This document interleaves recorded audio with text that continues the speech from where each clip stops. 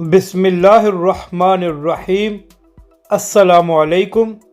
آپ دیکھ رہے ہیں یوٹیوب چینل عام سی باتیں۔ علامہ سعد حسین رضوی کے استقبال کے موقع پر ایک عجیب واقعہ پیش آیا۔ اس ویڈیو میں ہم اسی کے متعلق بات کریں گے۔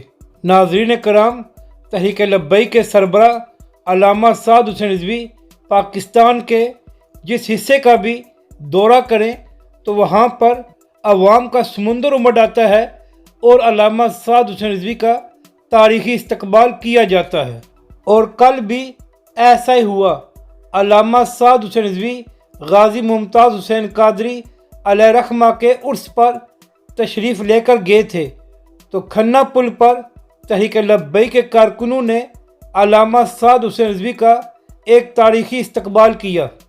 تو ناظرین کرام، ایک بات تو کنفرم ہے کہ جب بھی تحریک لبیک پاکستان کا کوئی جلسہ یا جلوس ہوتا ہے یا علامہ سعد حسین رضوی کا کہیں استقبال کیا جاتا ہے تو حکومت اس سارے پروگرام کو پوری طرح مانیٹر کرتی ہے اور اندازہ لگاتی ہے کہ وہاں پر کتنے لوگ آئے تھے، اور کل بھی ایسا ہی ہوا۔